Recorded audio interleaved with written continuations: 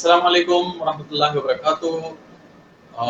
The program the tool box talk के साथ शरीफुल्लाह मोहम्मद और तारिक अजीज खान आपकी खिदमत में हाजिर हैं।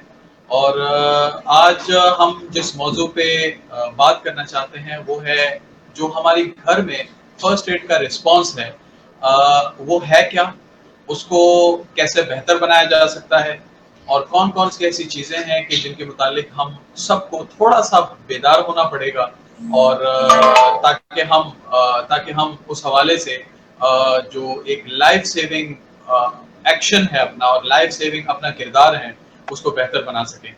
मेरे साथ आज तारिक अजीज खान मौजूद हैं और हेल्थ एंड सेफ्टी प्रोफेशनल हैं और उनको मैं मजीद भी तकलीफ देता रहूँगा।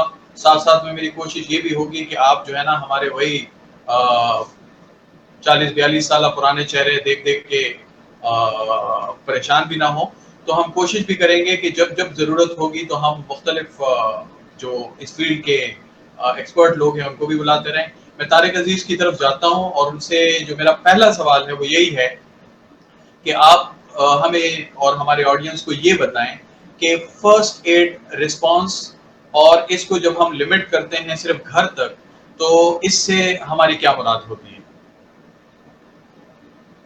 तारिक साहब आप मौजूद हैं मेरे साथ? अच्छा, शायद उनकी इंटरनेट कनेक्शन का कोई इशू हो गया है, तो जैसे वो वापस आते हैं तो हम उनको इन्हें दोबारा ले लेते हैं। बिल्कुल ठीक है। अच्छा, अब जो तारिक साहब आ गए ऑनलाइन, मैं दोबारा उनसे सवाल अपना रिपीट करता हूँ। सवाल मेरा आपसे ये है, ये बताइए ये फर्स्ट एड रिस्पांस क्या होता है, नंबर 1। दूसरी बात ये कि घर के लेवल पे जब हम कहते हैं फर्स्ट एड रिस्पांस तो हम दरअसल क्या क्या कह रहे होते हैं और किन किन चीजों के बारे में कह रहे होते हैं। बिस्मिल्लाहिर्रहमानिर्रहीम, अस्सलाम वालेकुम। माजरत में तो ये किसी वजह से ऑफलाइन चला गया था। फर्स्ट एड रिस्पांस जो है ना वो ये है कि एक्सीडेंट्स जो है ना वो होते रहते हैं। एक्सीडेंट्स जो है ना वो आपकी जिंदगी का हिस्सा है और जब वो ये वो वाले फिनोमेना है, ये वो चीजें हैं जिनको आपने प्लान नहीं किया होता। तो जब एक्सीडेंट हो जाए तो आपने क्या करना है, दैट इज आवर रिस्पॉन्स। और वो उसको किस तरह से करना है कि इसका जो नुकसान है, ये जो अनप्लान्ड इवेंट आपकी जिंदगी में, आपके काम में, आपकी साइट पर आ गया है, तो इसका नुकसान कैसे जो है ना वो आप मिटिगेट कर सकें, उसको कम से कम करें, इसको हमारा रिस्पॉन्स कहते हैं। मुझे नहीं मालूम है आपका अगला सवाल क्या होगा। मैं आपको एक छोटा सा वाकया सुनाता हूँ।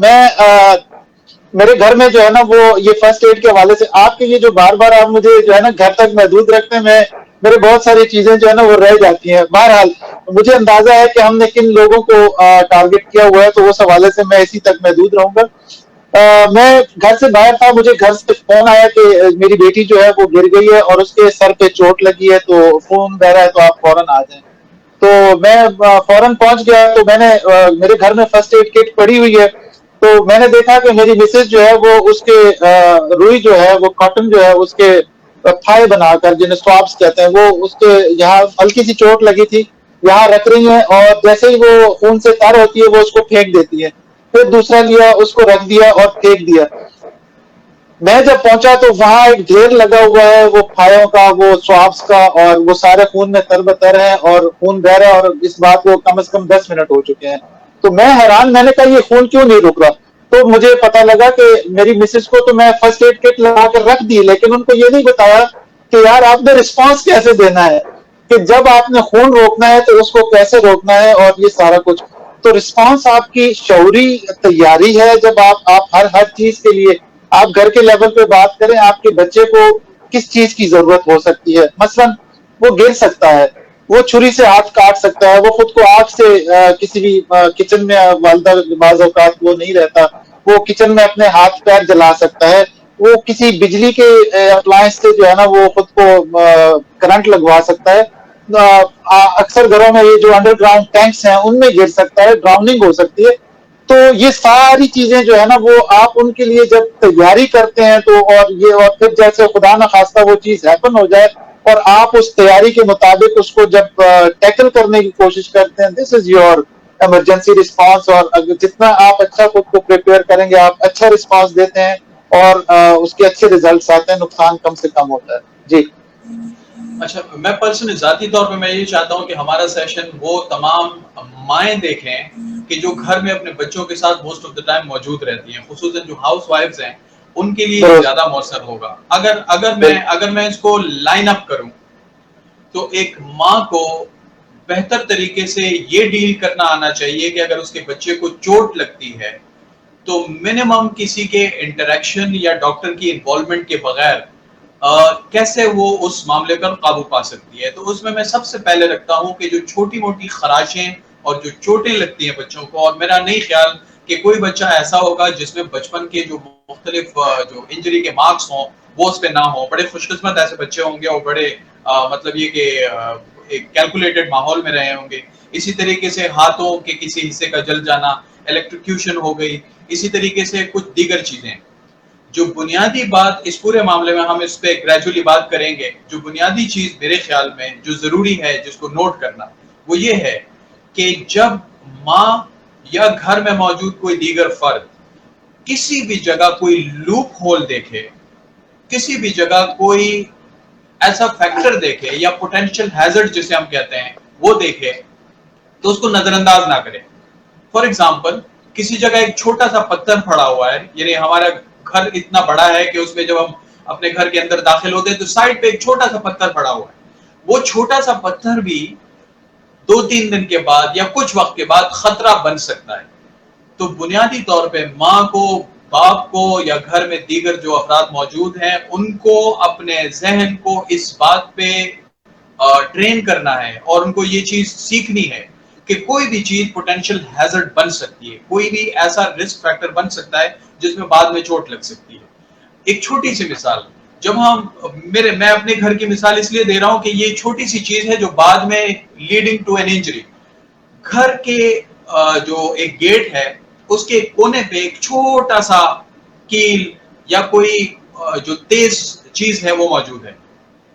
अगर उस चीज जब हमने पहले दिन नोट की तो यकीनन उसने कोई डैमेज नहीं किया होगा, लेकिन अगर हमारा रवैया ऐसा हो कि जैसे ही हमने देखा हम उस वक्त तक वहां से ना हटे जब तक हमने उस डेंजर को सेफ्टी की तरफ उसको महफूज नहीं बना लिया। इसी तरीके से मैं एक और मिसाल देता हूं, चूंकि मेरा ताल्लुक टीचिंग प्रोफेशन से है, तो हमारे यहाँ होता ये है कि जो एक वॉलीबॉल कोर्ट होता है, उसके अंदर फुटबॉल के जो गोल पोस्ट हैं वो भी रखे हुए होते हैं। आप यकीन करें, वो तमाम स्कूल जो छोटे बच्चों को कैटर करते हैं, वो गोल पोस्ट एक सिलिकॉन की एक मोटी तह से बिल्कुल ढके हुए होते हैं। और ये चीज उस वक्त हमें समझ आती है कि जब हम अपने स्कूल में किसी बच्चे का तेजी में, जाहिर है वो वॉलीबॉल में या फुटबॉल में या क्रिकेट में, दीगर में, जब बहुत सारी मौकों पे हमारा ध्यान उन चीजों की तरफ नहीं होता, हम उनसे टकरा सकते हैं। तो बुनियादी बात जो इस सेशन के शुरू में मैं वादे करना चाहता हूं कि जब भी आप अपने घर में कोई ऐसा पोटेंशियल हैजर्ड देखें, मैं तारिक साहब से कहूंगा ये पोटेंशियल हैजर्ड क्या है, इसकी इससे बिल्कुल लेमैन डेफिनेशन भी करें। जब भी आप अपने घर में कोई पोटेंशियल हैजर्ड महसूस करें, उस वक्त तक वहां से ना हटे जब तक उसको आप एक सेफ कंपोनेंट में तब्दील ना कर दें। तारिक साहब, मैं चाहता हूं कि आप हमारे ऑडियंस को बताएं ये हैजर्ड क्या होता है, और जब हम कहते हैं पोटेंशियल हैजर्ड तो इसका क्या मतलब?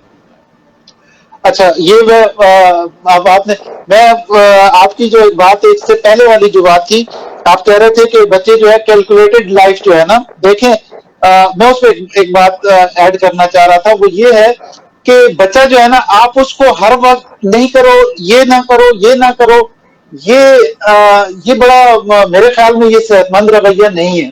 आप बहैसियत पेरेंट्स, आपकी जिम्मेदारी है कि आप उसकी सराउंडिंग्स को महफूज बनाएं, बजाय इसके कि आप बच्चे को हर वक्त जो है ना वो ना मना में करते रहें। और मैं चाहता हूं कि बच्चे आपके एक्टिव रहें, खेलें। मैं अपने बच्चों के साथ ऐसे ही हूं, और मैं अपने बच्चों को दरख्तों पे चढ़ने से भी मना नहीं करता। मुझे पता है कि वो ये रहेंगे तो वो ज्यादा एक्टिव रहेंगे और वो ज्यादा जो है ना वो बाइमाद बनेंगे, जबकि वो खुद से कर रहे होंगे। मैं बहरहाल इस चीज के लिए तैयार रहता हूं कि अगर इनको खुदा न खास्ता किसी वक्त मेरी जरूरत पड़ जाए तो मैं वहां पर मौजूद हूं, या मैंने ऐसा निजाम किया हुआ है कि खुदा न खास्ता उनको अगर जरूरत पड़े तो वो मिल सके उनको ड्यू जो अटेंशन है। हैजर्ड ये है कि आप जो है ना वो कोई भी चीज जो आपको नुकसान पहुंचा सकती है, वो हैजर्ड है। अब देखें, बिजली बड़ी करामत चीज है, लेकिन इसमें जो है ना वो पोटेंशियल है कि ये आपको इलेक्ट्रिक्यूट कर सकती है, आपको करंट लग सकता है इससे, तो ये हैजर्ड हो गई है। आग जो है ना वो बहुत फायदेमंद चीज है, हम इससे बेशुमार मनफतें ले रहे हैं, लेकिन उसके बावजूद इसमें ये पोटेंशियल मौजूद है कि ये आपको जो है ना वो नुकसान पहुंचा सकती है, ये आपको जला सकती है, तो ये भी हैजर्ड है। तो हर वो चीज जिसमें खतरा हो आपको नुकसान पहुंचने का, वो हैजर्ड है। तो ये आपने जैसे बहुत जबरदस्त मिसालें दी, कोई आपके घर में फालतू पड़ा हुआ ईंट या कंक्रीट का ब्लॉक, और या फिर कोई टूटा हुआ दरवाजा, उसका कोई टूटा हुआ कब्जा, ये सारी चीजें पोटेंशियल हैजर्ड है, और ये जो है ना आपके बच्चे को नुकसान पहुंचा सकती है, आपको नुकसान पहुंचा सकती है। अच्छा, मैं इसको कोशिश करते हैं, क्योंकि ये फील्ड और ये थिंकिंग और ये अप्रोच इतनी कॉम्प्लिकेटेड है कि हम इसको सम अप नहीं कर सकते कुछ चीजों में कि मतलब वो क्या क्या ऐसे फैक्टर हैं जिसको हम कवर अप करें। मैं एक छोटा सा इंसिडेंट शेयर करता हूँ। आज से चंद साल पहले हुआ ये था कि मैं अपने गांव में अपनी खाला के घर मौजूद था, और वहां पे मैंने अपनी खाला से ये कहा, उनका इंतकाल हो चुका है, और 2005 के ज़िलज़िले में वो भी एक इंसिडेंट है कि जिसमें एबीसी का ख्याल रखना चाहिए था, तो जिंदगियां बच सकती थी। लेकिन बहरहाल उसके मुतालिक हम किसी और मौके पर बात करेंगे। तो मैंने उनसे कहा था कि मुझे कोई स्पाइसी सी चीज बना के दें, आप लोग गांव देहातों में इतना सादा सादा खाना खाते हैं कि मुझे नहीं अच्छा लगता। तो उन्होंने मेरी फरमाइश पे कुछ ऐसी चीजें बनाई कि जो वो एक लंबा सा दस्तरखान था जिसपे घर के सारे अफराद बैठे हुए थे, और मैं भी बैठा हुआ हूँ, मेरे सामने एक लड़का है 13-14 साल का, वो बैठा हुआ है। लेकिन सडनली मैंने महसूस किया कि वो लड़के का जो विजिबल एक्शन है वो कुछ यूं था कि वो जैसे कुछ निगलने की कोशिश कर रहा हो या सांस लेने की कोशिश कर रहा हो, लेकिन उसको नाकामी हो रही हो। चूंकि मैं अपनी मैट्रिक इंटर के दौरान मैंने नर्सिंग के कुछ कोर्स की तरफ, जाहिर है ये नेचुरली मेरा अट्रैक्शन इस तरफ था, तो वो कुछ कोर्स किए हुए थे। जो जब उस बच्चे को मैंने देखा तो मैंने कहा यकीनन इसकी जो एयरवे है वो चोक हो चुकी है।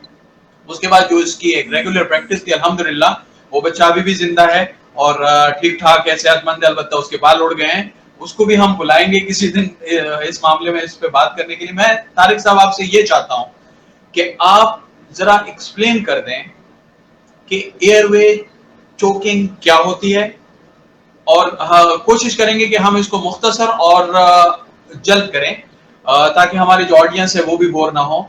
एयरवे चोकिंग क्या होती है और इसकी एबीसी क्या है इस मामले पे काबू पाने की? अच्छा, एयरवे चोकिंग पे मैंने आज ही आपके हुक्म के मुताबिक जो है ना वो एक छोटी सी 5 मिनट की वीडियो बनाकर भी अपलोड की है अपने यूट्यूब पर। मैंने आपके कहने से एक यूट्यूब चैनल भी बहरहाल खोल लिया। उसका अच्छा किया, इंशाल्लाह जी, आप आए और उसको सब्सक्राइब करें, और बेल वाला बटन जो है ना वो दबाना मत भूलिएगा, और वो सारा शेयर भी कीजिएगा।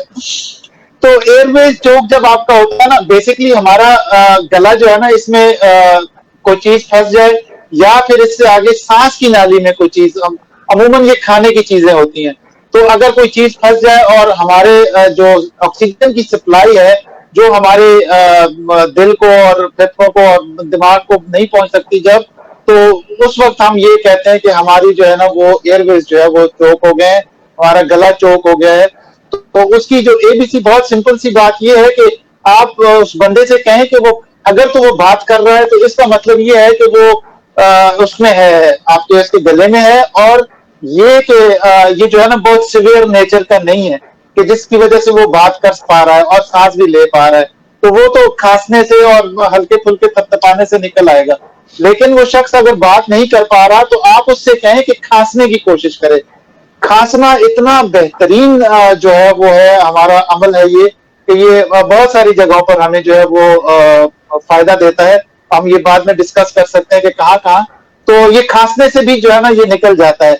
और अगर खांसने से ना हो तो आप जो बहैसियत एक एडल्ट के, आप उसके ये जो शोल्डर ब्लेड्स होते हैं इनके पीछे जो है, इनके दरमियान में आप जो है वो मार कर निकाल सकते हैं, और अदरवाइज जो है वो आप उसके पीछे से आकर जो है वो उसको दबाकर तो उसको झटका देंगे तो उनके मैदे के प्रेशर से और ये चीज जो है वो आपके बाहर आ जाएगी। तो ये बाकायदा सीखने की चीज है और इसको सीखने की जरूरत है। ये बहुत सारी कीमती जानें जो है ना, ये एक छोटा सा अमल जो है वो आपके बचा सकता है। अच्छा, मैं दोबारा अपने ऑडियंस से ये चाहता हूं कि आप पेन पेपर लेके कुछ चीजें प्रायोरिटाइज कर लें, क्योंकि एयरवे चॉकिंग कोई ऐसी चीज नहीं है कि जो हर रोज हो, हर वक्त हो। Once in a lifetime हो सकती है, कोई ऐसी सिचुएशन हो सकती है। तो अगर आप मेंटली उस चीज के लिए प्रिपेयर्ड हैं तो you will be able to deal it better. अच्छा, साथ साथ में जैसे छोटी छोटी चीजें हैं, फॉर एग्जांपल मैं अभी प्रोग्राम के शुरू में एक अपनी बेटी का इंसिडेंट शेयर कर रहा था। लॉलीपॉप एक छोटी सी चीज है, कुल्फी एक छोटी सी चीज है। जब बच्चा, एक छोटा सा बच्चा जो अपने जो सारे मामलात को इंडिपेंडेंटली डील नहीं कर सकता, तो उसको ठोकर लग सकती है, और उस ठोकर के नतीजे में उसका तालू इम्पैक्ट हो सकता है। अब उसको ब्लीडिंग हो सकती है। उस सूरत में क्या करना चाहिए? बड़ी सिंप्लीफाइड चीजें हैं। बच्चा मेरा इसी तरह इस चीज का शिकार हुआ, तो उसने तो बस ये आदत बना ली थी और मुझसे फरमाइश कहने लगी, अगली बार मैं कब गिरूंगी ताकि अब ब्लीडिंग रोकने के लिए मुझे आइसक्रीम खिलाएं। तो कहने का मकसद ये है कि हमें प्रायोरिटाइज करना चाहिए कि वो कौन कौन सी चीजें हैं जिसके मुतालिक हम मेंटली बिल्कुल प्रिपेयर्ड हैं। हादसा न होना ये कोई गारंटी नहीं है। हादसा हो जाना और उसको बेहतर तरीके से डील करना, इसके लिए प्रिपेयर्डनेस बहुत अहम चीज है जिसके मुतालिक हमें आगाह होना चाहिए। एक बहुत अहम चीज है कि हमारे यहाँ एम्बुलेंस को हमेशा इमरजेंसी बुलाया जाता है, इमरजेंसी में बुलाया जाता है। हम सीपीआर के मुतालिक इसके अगले हिस्से में बात करेंगे। चीजें बहुत सारी हैं, वक्त हमारे पास शॉर्ट है, इसी वजह से हम कोशिश करेंगे कि हम इशारा दे दें और आप उनके मुतालिक मालूमात जमा करें। सपोर्ट आपको तारिक अजीज खान से हर तरह की इंशाअल्लाह मिलेगी। कुछ ऐसी चीजें जिसके मुतालिक अगर यूट्यूब पे मवाद मौजूद नहीं है तो तारिक साहब उसके मुतालिक वीडियो क्रिएट करके अपने कंटेंट जो है उनका उसमें अपलोड कर सकते हैं। मैं लिंक अप कर सकता हूं। तो कहने का मकसद ये है, हमने वो तमाम चीजें सीखने की कोशिश करनी है जो हमारे घर में हमारे बच्चों की हेल्थ एंड सेफ्टी के हवाले से हमारे काम आएंगे। अच्छा, मैं बात करना चाह रहा था एम्बुलेंस की। हमेशा पाकिस्तान में स्पेशली जब हम एम्बुलेंस को बुलाते हैं तो एम्बुलेंस को बुलाने के पीछे हमेशा एक एक्यूट इमरजेंसी इन्वॉल्व होती है। एक्यूट इमरजेंसी से मेरी मुराद ये है कि अगर आपको बुखार हो रहा हो तो आप एम्बुलेंस को कॉल नहीं करते। किसी शख्स को हार्ट अटैक हो, कंप्लीटली अनकॉन्शियस हो, कहीं बहुत बुरी जगह से गिर गया हो, छोटा बच्चा है उसको फिट्स आ रहे हो, इस किस्म के हालात में हम एम्बुलेंस को कॉल करते हैं। अब अगर मैं पाकिस्तान को अलग अलग ज्योग्राफिकल या डेमोग्राफी के लिहाज से देखूं तो कराची में कुछ ऐसी एम्बुलेंस सर्विसेज हैं जो चीजों को बेहतर डील कर सकती हैं। पंजाब में 1112 चीजों को बेहतर डील कर सकता है। बलूचिस्तान और केपीके में एम्बुलेंस के हवाले से चीजें इतनी बेहतर नहीं है। यहां पे मैं शुरू करता हूं कि जब खुदा ना खास्ता अगर हमें कोई ऐसी सिचुएशन दरपेश हो कि जहां पे हमें अर्जेंटली किसी एम्बुलेंस सर्विस को कॉल करनी हो तो हमें मेंटली प्रिपेयर होना चाहिए। मैं चाहता हूं तारिक अजीज इस बारे में भी कमेंट करें कि जब हम किसी इमरजेंसी सिचुएशन को डील करते हैं तो उसमें हमारे हाथ पांव फूलना एक ऐसा मुहावरा है कि मेरा ख्याल है कि 99% पाकिस्तानियों के साथ ये अटैच है, इंक्लूडिंग मी, कि हाथ पैर फूलना किसे कहते हैं। जब आप अपना ABCD भूल जाएं तो मैं चाहता हूं कि तारिक अजीज इस बारे में कमेंट करें और हमें थोड़ा सा गाइड करें कि वो क्या ABCD हैं जो हम इस इमरजेंसी सिचुएशन में, कि जब हमें एम्बुलेंस को कॉल करना है तो हमें किन बातों का ख्याल रखना चाहिए। अच्छा, ये बहुत बहुत इंपॉर्टेंट सवाल है। ये मतलब मैं रस्मी तौर पे नहीं कह रहा हूं, ये वाकईतन ऐसा है। मामला ये है हमारे साथ शरीफ भाई, हम लोग वो किसी से आपने वो मुहावरा सुना हुआ है ना कि जमाना अमन में कौमें क्या करती हैं, वो जंग की तैयारियां करती हैं। तो हमारा प्रॉब्लम ये है कि मैं एम्बुलेंस के मुतालिक सिर्फ उसी वक्त सोचता हूं जब मेरे सामने कोई पड़ा हुआ होता है। होना ये चाहिए। अच्छा, आप अभी मेरे सामने, मुझे नहीं मालूम कितने लोग हैं, मैं गारंटी देता हूं कि आप मेरे अक्सरियत, अगर सारे नहीं तो अक्सरियत जो कि 80% से ज्यादा है, उनको नहीं पता होगा जहां पर वो बैठे हुए हैं वहां पर एम्बुलेंस का क्या बंदोबस्त है। यानी ये हमारा काम ये बनता है कि हम जो है ना वो सुबह उठ के, मेरा ख्याल ये है कि आप अपने इर्द गिर्द नजर दौड़ाएं और आप जाकर देखें कि कहां पर एम्बुलेंस है, कितनी दूर है आपसे, फोन का आपका क्या सिस्टम है, उनसे उनके जो एक्टिव नंबर्स हैं वो लेकर आए। हमारे यहाँ एक और प्रॉब्लम ये है कि हम लोग जो है ना अक्सर हमारे नंबर्स भी जो है ना वो चेंज हो जाए, यूनिफाइड नंबर 911 वो वाला कोई नहीं है, सवाए पंजाब के जहाँ ये 1122 मेरे ख्याल में इफेक्टिव है। तो मेरे कहने का मकसद ये है कि आपको जो है ना वो हर चीज के लिए तैयार रहना चाहिए, और तैयारी की बेहतरीन सूरत जो है ना वो इल्म है कि आपको पता हो कि आपको जिस चीज की जरूरत है वो कहाँ मिलेगी। अच्छा, मेरे ख्याल में मैं इस वक्त एक, अगर आप इजाजत दें तो एक छोटी सी ऐप का तारुफ करवा दूं शरीफ भाई। जी जी जी, बिल्कुल बिल्कुल।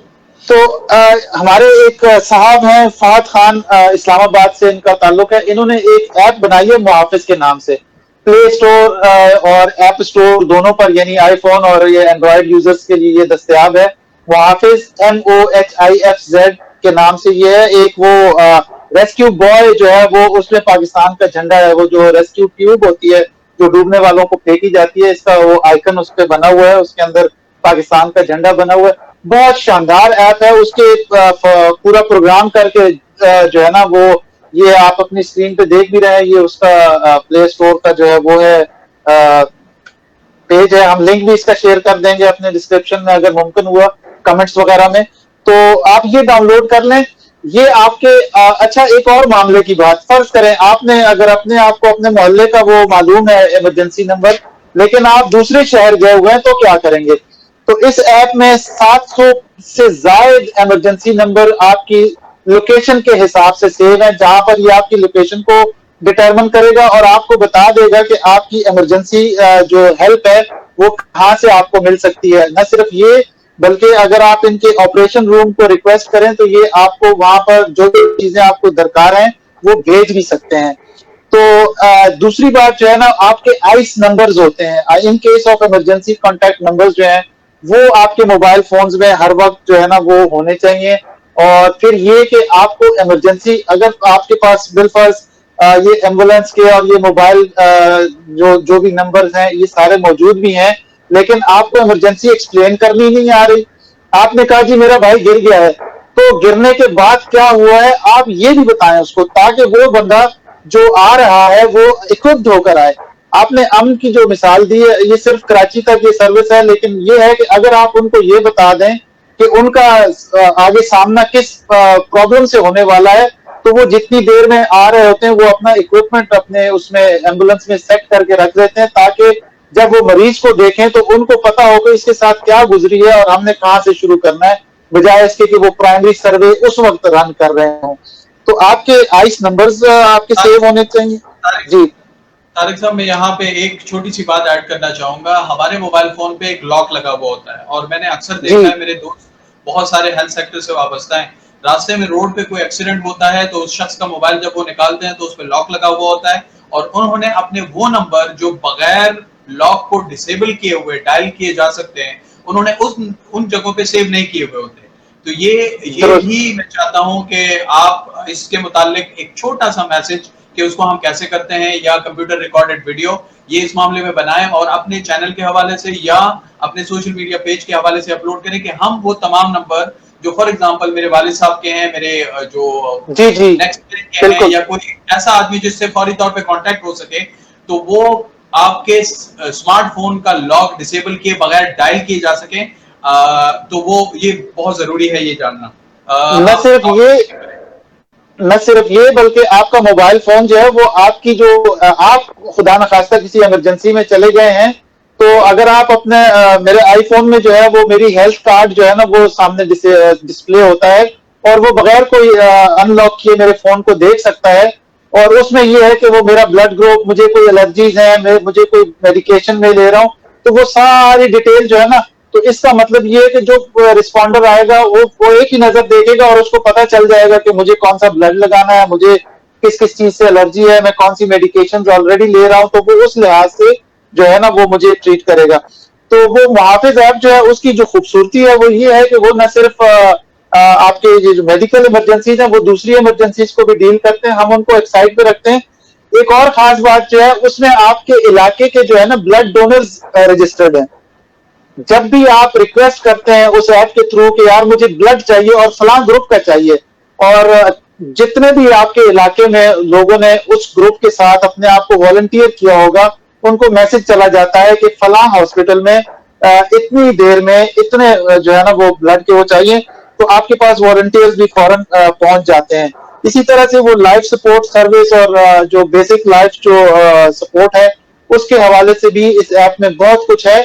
आप सिर्फ ये करें कि आप इसको डाउनलोड करें और इसको इंस्टॉल कर लें, और मेरे ख्याल में इनकी अपनी वेबसाइट भी है, उस पे जाकर आप जो है वो देख सकते हैं। एक साहब हैं जुनैद अकरम के नाम से, उन्होंने मेरे ख्याल में कुछ 5-6 महीने पहले फहद खान साहब का इंटरव्यू किया था।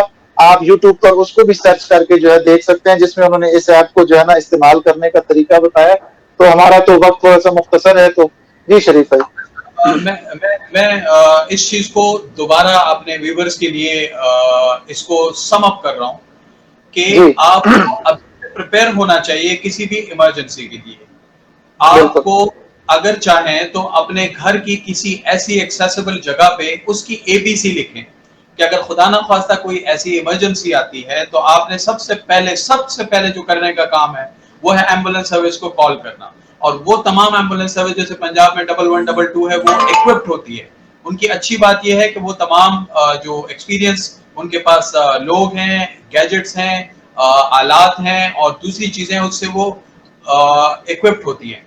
जबकि कराची में सिवाय अमन एम्बुलेंस के मेरी नॉलेज में नहीं है कम से कम कि कोई एम्बुलेंस सिवाय हाई रूफ के जो आपको एक स्ट्रेचर की मदद से आती हो और आपको वो करती हो। मैं एक छोटा सा इंसिडेंट शेयर करता हूँ इस प्रिपेयर्डनेस की वजह से क्या क्या हो सकता है। मेरे एक दोस्त हैं जो अमन एम्बुलेंस सर्विस से वाबस्ता हैं, उन्होंने मुझे एक इंसिडेंट शेयर किया। उन्होंने कहा कि हम एक जगह पे एक हार्ट के मरीज को, जिसको बाद में हमें पता चला कि उसको हार्ट अटैक हुआ था, तो अमूमन लोग जानते हैं कि हार्ट अटैक के बिल्कुल इनिशियल चंद मिनट इंतहाई अहम होते हैं और उसमें मिनिमम डैमेज कंट्रोल हो सकता है, लेकिन एक सर्टेन टाइम गुजरने के बाद वो तमाम चीजें फिर उनकी रिकवरी नहीं हो सकती। तो हमने उस पेशेंट को, जब हम उस अमन एम्बुलेंस अपनी लेकर गए और वहां से हमने उनको पिक करने की कोशिश की, तो हमें पता चला कि जिस गली में उनकी रिहाइश है वो बहुत तंग है और वहां पे हमारी एम्बुलेंस नहीं जा सकती। लेकिन हमारे साथ जो एक पैरामेडिक और ड्राइवर था, उनकी मदद से हमने उस पेशेंट को निकाल के अपने एम्बुलेंस में शिफ्ट किया और उसके बाद हम चलने के लिए बिल्कुल तैयार थे। पेशेंट का अटेंडेंट हमें बताने लगा कि मेरे कुछ डॉक्यूमेंट जो इसके टेस्ट हैं वो घर में रह गए। वो घर चला गया और तकरीबन 6-7 मिनट उसने जाया किए। वो पेशेंट रास्ते में एक्सपायर हुआ। तो कहने का मकसद मेरा यहाँ पे यही है, you all should be 101% ready for any emergency.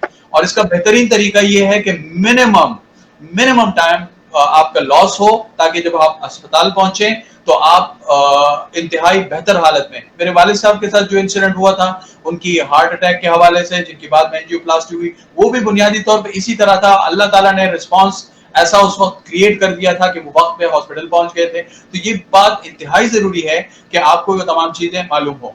एक मजीद बात, जब भी कोई एम्बुलेंस सर्विस आपसे इंफॉर्मेशन लेती है, वो इंफॉर्मेशन देना कैलकुलेटेड होना चाहिए।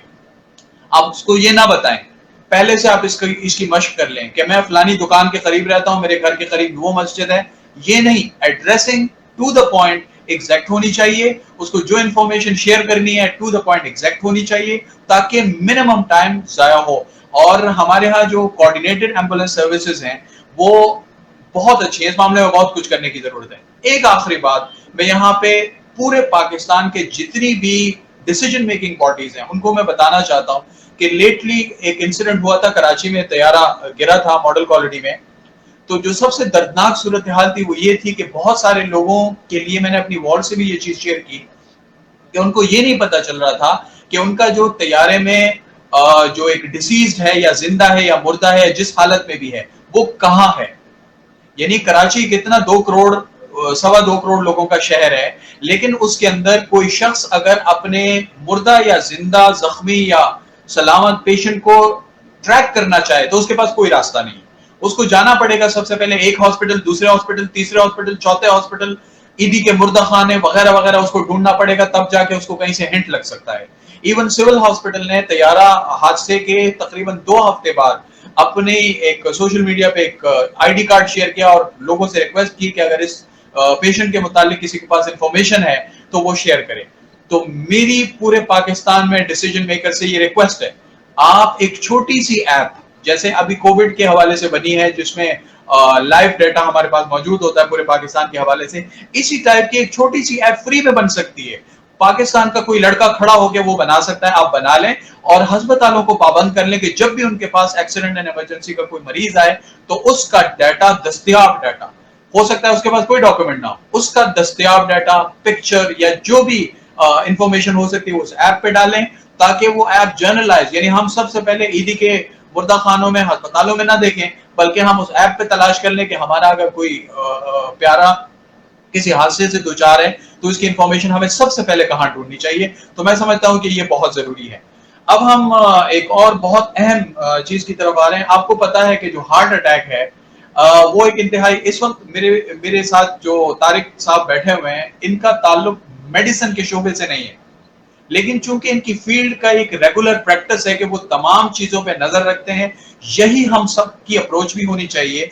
आप इस चीज को थोड़ी देर के लिए आपको पस पुश डालना होगा कि इस काम के लिए कोई डॉक्टर आएगा। मुझे बहुत सारे ऐसे इंसिडेंट का मैं पर्सनली गवाह हूं कि जहां पे किसी ऐसे शख्स के जो हम कहते हैं उसकी इन्वॉल्वमेंट ने लाइफ सेविंग की है, चाहे वो चोकिंग हो बच्चों की, चाहे किसी का हार्ट अटैक हो, सीपीआर की वजह से उसको रिकवर करना हो। ये एक ऐसी चीज है कि इसमें हम सब ट्रेंड होने चाहिए। अगर ट्रेंड नहीं है तो हम इतना ज्यादा वक्त सोशल मीडिया पे, यूट्यूब पे और दूसरी चीजों पे रविश देखने में जाया करते हैं। हमें चाहिए प्रायोरिटाइज करें। हम बुनियादी तौर पे सीपीआर की कुछ बेसिक टेक्निक सीख लें कि जब आपका हार्ट काम करना बंद कर दे तो आपको उसकी क्या एबीसी फॉलो करनी है। मैं तारिक साहब से चाहता हूं कि वो सबसे पहले वो सिचुएशन जरा एक्सप्लेन करें कि किस सूरत में हार्ट धड़कना बंद हो सकता है, यानी जो एक पावर हाउस है ब्लड सप्लाई का, वो अगर बंद हो जाए इसका मतलब है कि यकीनी मौत। तो हम इस चीज को कैसे मिनिमम डैमेज की तरफ ला सकते हैं, नंबर 1। दूसरा ये कि सीपीआर होता क्या है और इसको हम एफर्टलेसली कैसे सीख सकते हैं, और इसके मुतालिक आपका कुछ कंटेंट भी है। मैं अपने जो इस वक्त जो मैनेजर हैं इस प्रोग्राम के, मैं उनसे भी गुजारिश करूंगा कि वो भी साथ साथ में चलाएं ताकि वो एक बेसिक आइडिया लोगों को हो जाए कि ये क्या है। तारिक साहब प्लीज। अच्छा, किसी भी सदमे की सूरत में, किसी झटके की सूरत में, किसी इम्पैक्ट की सूरत में, या किसी बीमारी की वजह से कोई भी शख्स किसी भी वक्त कोलैप्स कर सकता है, वो बेहोश हो सकता है। अच्छा, बेहोश हो जाना उसका जाहिर है वो एक इज़्तिरारी अमल है, वो उस पर उसका कंट्रोल नहीं है, लेकिन आप बहैसियत जो बाय स्टैंडर्ड्स हैं, आप जो है, आप अगर उसको मुनासिब जो है वो रिस्पांस अगर दे जाएं तो उनकी जान बच सकती है।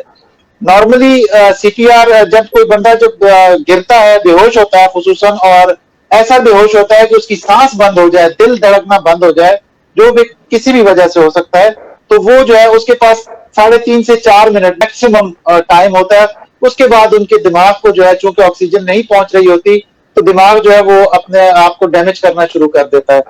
अच्छा, तो वो उसका तरीका सिंपल ये है कि एक तो ये मैंने डिटेल में, मेरे ख्याल में 10 मिनट की वीडियो है, ये वाली नहीं, दूसरी वीडियो जो है वो सीपीआर की है। ये तो हमारे वो इसकी वीडियो चल रही है, चोकिंग में आप कैसे हेल्प कर सकते हैं। तो वो आपने जो है ना वो उसको जो है बहुत सिंपली आप 2-3 चीजें हैं वो आपने मेक श्योर करनी है। सबसे पहले आप उसको ये देखें कि इनकी जो एयरवेज हैं ये खुले हुए हैं, इनको सांस आ रही है या नहीं आ रही है, ये ब्रीदिंग यानी कि ब्रीदिंग कर रहे हैं। एबीसी, अच्छा इसका सिंपल सा आपने एबीसी भी करना है, यानी एयरवेज, ब्रीदिंग, सर्कुलेशन। तो एयरवेज जो है वो नाक और मुंह है, और इसके ऊपर आप अपना कान और अपना गाल रखकर महसूस कर सकते हैं, सुन सकते हैं, ठीक है। और जब आप ये रख रहे होते हैं तो सामने आप उनके चेस्ट पर आपको नजर भी पड़ती है, आप उतार चढ़ाव से देख भी सकते हैं कि ये सांस ले रहे हैं या नहीं ले रहे।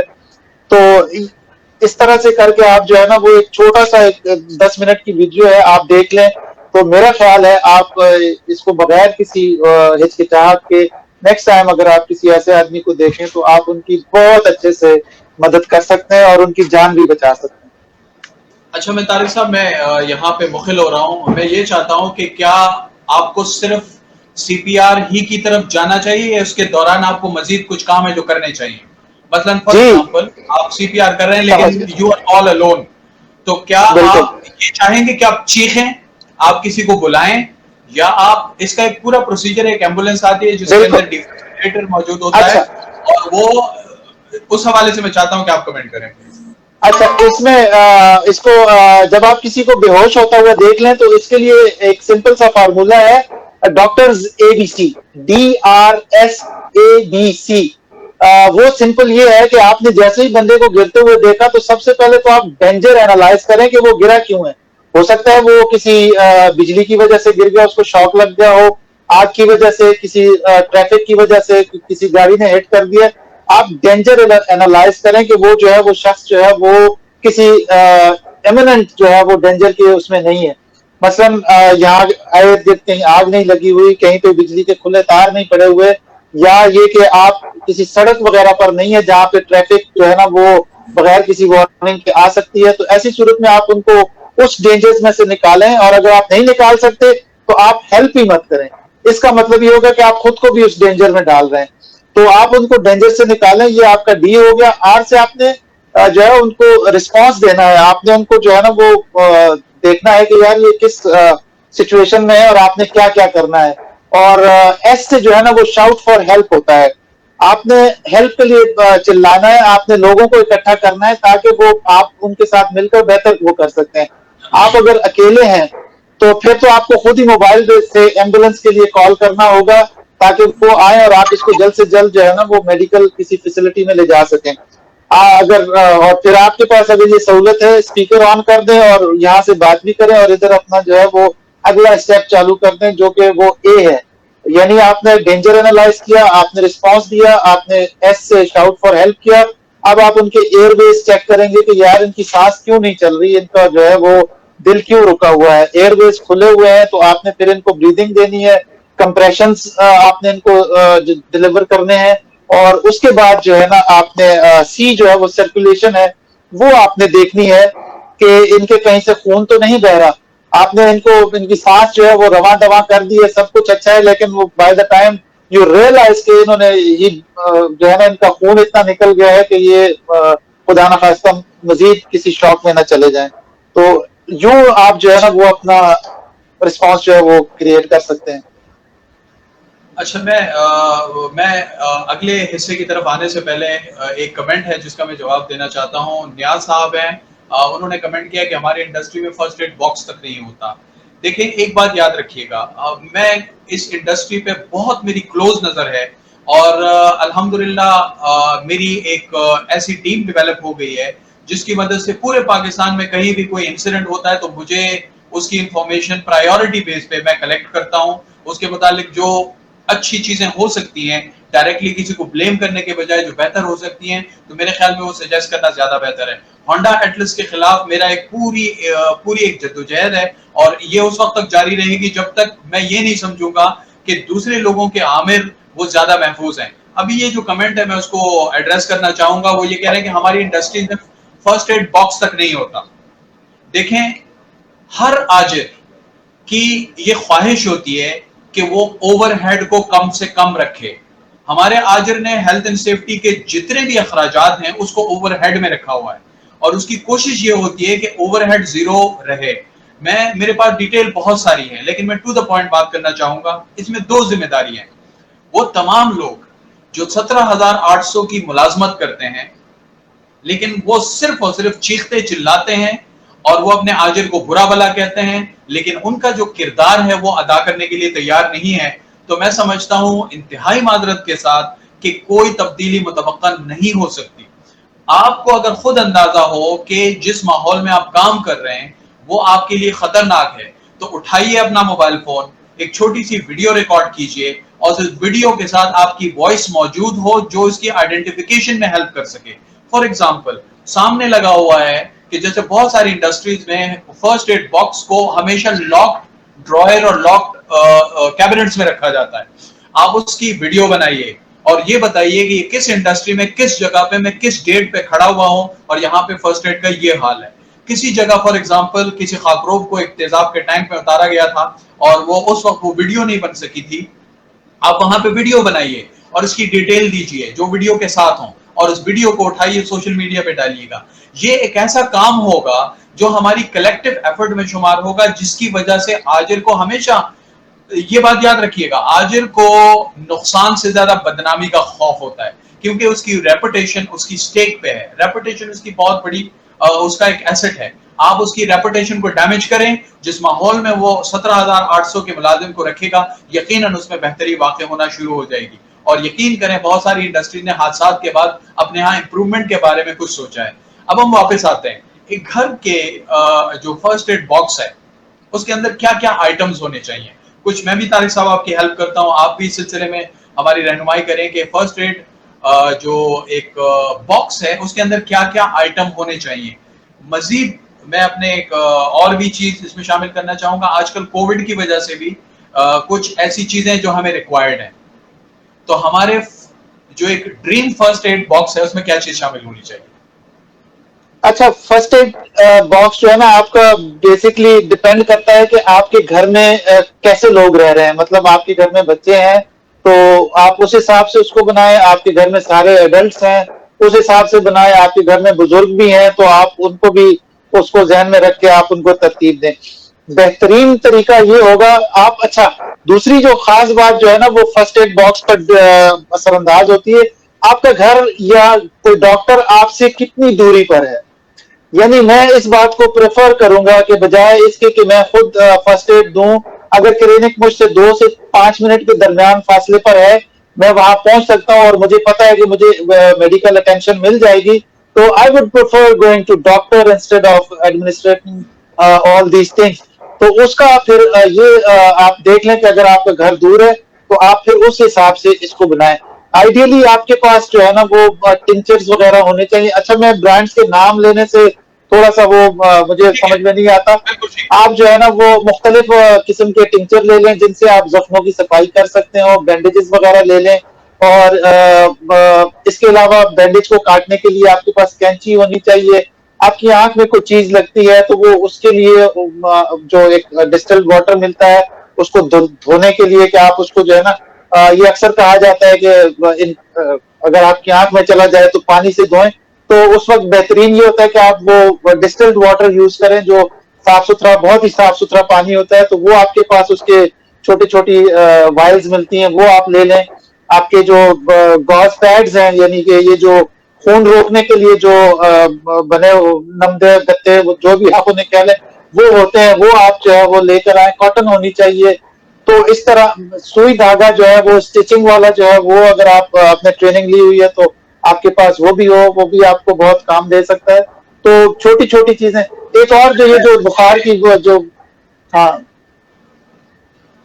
जी आप कंटिन्यू करें, मैं इसमें अपना अच्छा ये एक बात याद रखें कि आपके पास जो थर्मोमीटर है और ये बड़ी जबरदस्त ये जो टेक्निक होनी चाहिए बुखार को मेजर करने की और ब्लड प्रेशर को मेजर करने की, आज ही उठें और आज ही आप ये सीखने की कोशिश करें कि हम स्फिग्मोमैनोमीटर से ब्लड प्रेशर कैसे चेक करते हैं।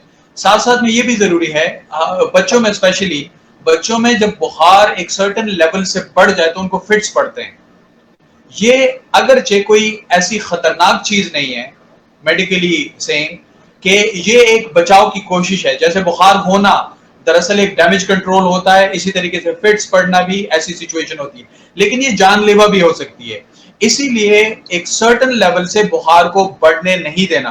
तो इसका मतलब ये हर पेरेंट या हर घर में जो माँ है वो आगाह होनी चाहिए कि उसका बच्चे का बुखार एक सर्टेन लेवल से बाहर ना हो। अक्सर लोग मैं इस सिचुएशन को हैंडल कर चुका हूं, अक्सर लोग इस चीज पे बहुत ज्यादा बुरा मनाते हैं कि मेरे छोटे से बच्चे को बुखार था और आप ले जाके उसको नहलाने लगे वॉशरूम में, उसको बार बार पानी से नहलाने लगे। ये एक वाहिद ऐसी चीज है जिसके मुतालिक हमें खुद को एजुकेट करना चाहिए कि अगर आपके बच्चे का बुखार 103 104 की लेवल को पहुंच जाए तो उसको फिट्स पड़ सकते हैं। कभी कभी ये फिट्स जो है वो मेंटली डैमेज करने की सिचुएशन को भी पहुंच सकते हैं। इसलिए याद रखिए कि जब आपके बच्चे को बुखार हो तो आप उसको to the point with accuracy उसको मेजर कर सकते हो, ताकि आपको अंदाजा हो कि किस वक्त क्या सूरत हाल है। बुखार को जो बुखार को कम करने वाली कुछ दवाएं हैं, सिरप हैं, स्पेशली बच्चे गोलियां नहीं खा सकते, टैबलेट नहीं खा सकते, बड़ों के लिए टैबलेट रखें, छोटे बच्चों के लिए सिरप रखें। उल्टी एक कॉमन ऐसा फैक्टर है कि जिसके मुतालिक चूंकि बच्चों को आप दवाई देंगे वो उलट देगा, वो उसको हजम नहीं कर सकता और जब तक उसकी मैदे में जाएगी नहीं उसको फाका नहीं होगा।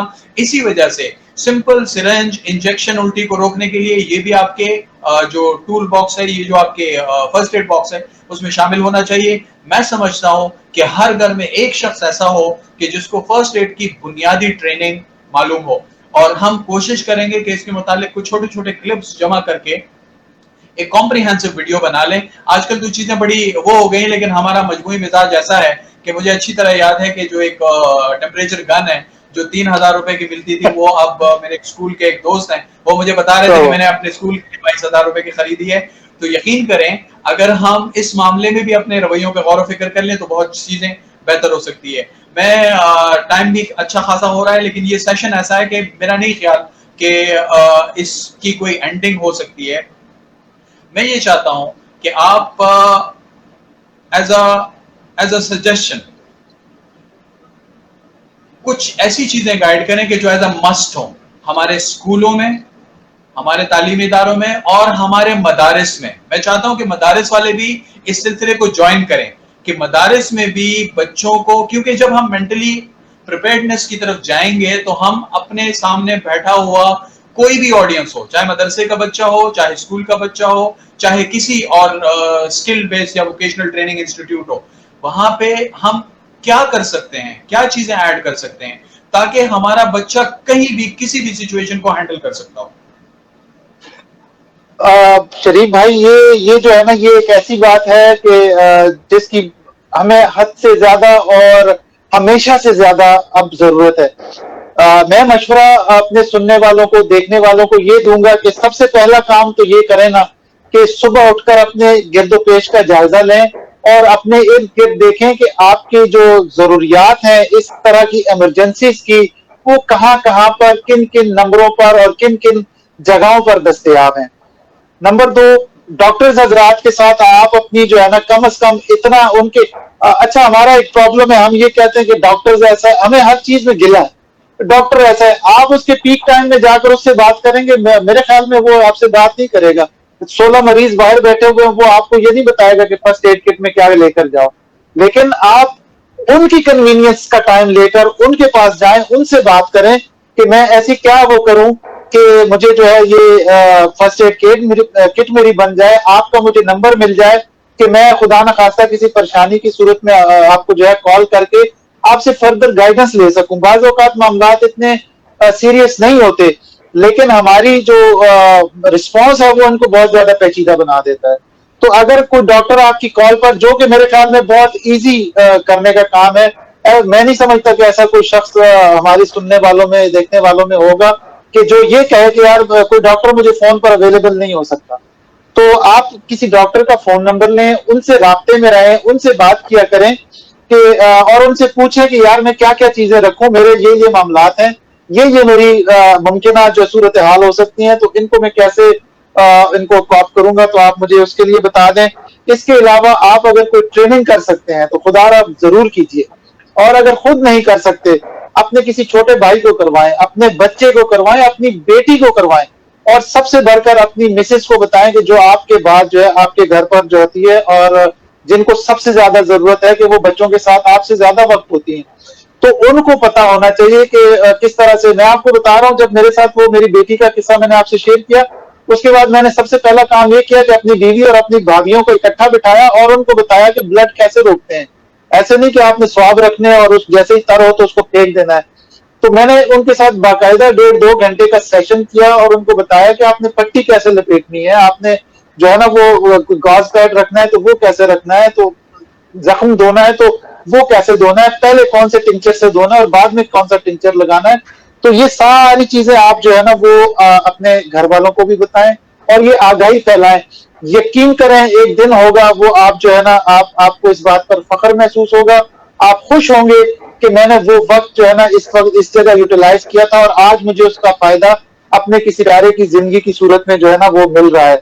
इसके अलावा जो है ना ये अपने आइस नंबर जो है ना, इस पे आपकी मैंने सजेशन नोट कर ली है कि in case of emergency numbers जो है वो उनको आप प्रॉपर रखें, उनको जो है प्रॉपर स्टोर करें। इसके अलावा अपनी जो मेडिकल आपकी हिस्ट्री है, आप कोई मेडिकेशन, ब्लड प्रेशर की सिंपल दवाई ले लें, आप अगर ले रहे हैं तो वो आप अपने मोबाइल में आपका जो हेल्थ कार्ड है उसमें आप इसको फीड करें और उसको अलाउ टू ऑल कर दें, ताकि बगैर आपके मोबाइल का लॉक खोले कोई आपकी मेडिकल हिस्ट्री देख सके कि आप किसी मेडिकेशन पे नहीं है, आपके जो है वो ब्लड ग्रुप क्या है। तो इस तरह की चीजें करने से जो है ना वो आप अपने आप को भी महफूज बना सकते हैं और अपने इर्द गिर्द अपने प्यारों को, कीमती जानों को जो है ना वो बचा सकते हैं। आपका बहुत सारा वक्त हो गया है। अच्छा, ये जो आपकी वक्त वाली जो आप कहें। अच्छा, मैं आखिरी जो आपका मैसेज है उसकी तरफ जाने से पहले मैं आपसे ये चाहता हूँ, ये इमरजेंसी इवैक्यूएशन क्या होती है? चीजें इतनी सारी हैं कि जिसको एक प्रोग्राम में समेटना मुश्किल है, लेकिन बहुत मुश्किल है। प्रायोरिटाइज करके हमने वो चीजें जो हर घर का प्रॉब्लम है, तो मैं चाहता हूँ कि आप कमेंट करें कि ये इमरजेंसी इवैक्यूएशन क्या है और इस इमरजेंसी इवैक्यूएशन को हम ज्यादा एफिशिएंट और ज्यादा डैमेज कंट्रोल के तौर पे कैसे बना सकते हैं? देखें, जब आपके घर में, आपकी इंडस्ट्री में कहीं, तो चूंकि आपका जोर घर पर ही होता है तो मैं लफ्ज घर ही इस्तेमाल करूंगा, वरना कहीं पर भी कोई कुदरती आफत आ जाए, जलजला आ गया है, आग लग गई है, बिल्डिंग कोलैप्स हो गई है, छत गिर गई है, तो धुआं भर गया है आग की वजह से, कुछ भी हो सकता है, गैस आपकी लीक हो गई है खुदा न खास्ता, तो ऐसी सूरत में आप जो है ना वो अपने जो आपका प्लेस है, आपका घर है या आपका जो वर्क प्लेस है, आप उसको अबेंडन कर देते हैं, आप उसको छोड़ देते हैं। अमूमन ये होता है कि हमारे पास जो है वो एक ही घर में एक ही दाखिले का और उस घर से बाहर निकल का एक ही रास्ता होता है, जो कि बहुत अच्छी बात नहीं है। हमारे पास एक दूसरा रास्ता भी होना चाहिए, खुदा न खास्ता उसी रास्ते में जो कि आपका जाने वाला, आप कमरे में मामून बैठे हुए थे लेकिन आपको डर था कि खतरा यहां भी आ जाएगा तो आपको बाहर निकलना है, लेकिन आप जैसे ही बाहर आए आपको पता लगा कि यार ये तो उसी जगह पर वो खतरा है, ये वो बिजली का तार वहां पर गिरा हुआ है, वो आग वहां पर लगी हुई है या वो जगह वहां से गिर रही है। तो अब आपके पास कोई सेकेंडरी रास्ता होना चाहिए जहां से आप बिल्डिंग को अबेंडन कर सकें, आप इवैक्यूएट कर सकें। तो उसके लिए होना तो ये चाहिए कि ये डिजाइन फेज में ये सारी चीजें तय होती हैं।